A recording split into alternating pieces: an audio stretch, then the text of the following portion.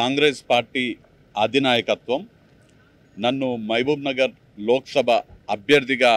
ప్రకటించిన నేపథ్యంలో మొన్న మేము కాంగ్రెస్ పార్టీ తరపున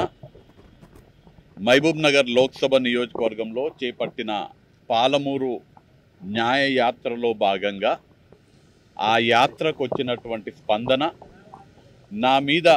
మహబూబ్ నగర్ లోక్సభ నియోజకవర్గ ప్రజలు చూపిస్తున్నటువంటి ప్రేమ,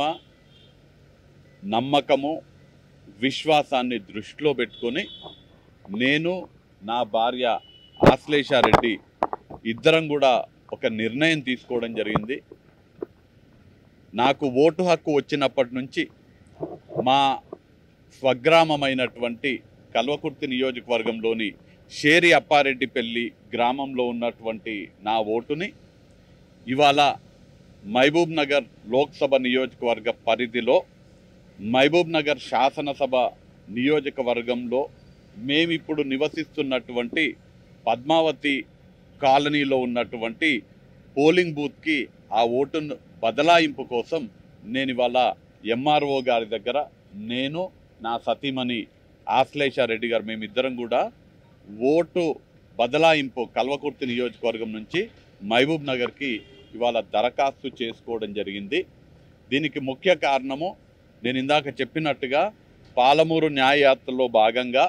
అలానే ఎన్నికల ప్రచార కార్యక్రమంలో భాగంగా నాకు ఇక్కడ ఉన్నటువంటి ప్రజలు చూపిస్తున్నటువంటి ఆదరణ,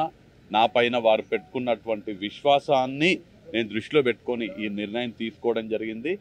ఈ నిర్ణయం తీసుకోవడానికి మరొక కారణం ఇక్కడ ఉన్నటువంటి కాంగ్రెస్ పార్టీ నాయకులు కానీ కార్యకర్తలు కానీ నాకు సంపూర్ణ మద్దతు ఇచ్చి నిజంగా చెప్పాలంటే నన్ను కంటికి రెప్పలాగా చూసుకుంటున్నటువంటి కార్యకర్తలని నేను ఇక్కడ గమనించడం జరిగింది. ఖచ్చితంగా వారి రుణం నేను తీర్చుకుంటానని, మహబూబ్ నగర్ లోక్సభ నియోజకవర్గ ప్రజల రుణం తీర్చుకుంటానని, నా ఓటు బదలాయింపే కాదు పూర్తిగా మహబూబ్ నగర్ లోక్సభ నియోజకవర్గ ప్రజలు నన్ను ఆదరించి నన్ను గెలిపిస్తే పూర్తి సమయాన్ని ఈ లోక్సభ నియోజకవర్గ అభివృద్ధికి, సంక్షేమానికి, లోక్సభ నియోజకవర్గ ప్రజలకు కేటాయించి ఖచ్చితంగా నా రుణము ఈ మహబూబ్ నగర్ లోక్సభ నియోజకవర్గ ప్రజలకు, మా కార్యకర్తలకు తీర్చుకుంటానని ఈ సందర్భంగా తెలియజేస్తున్నాను.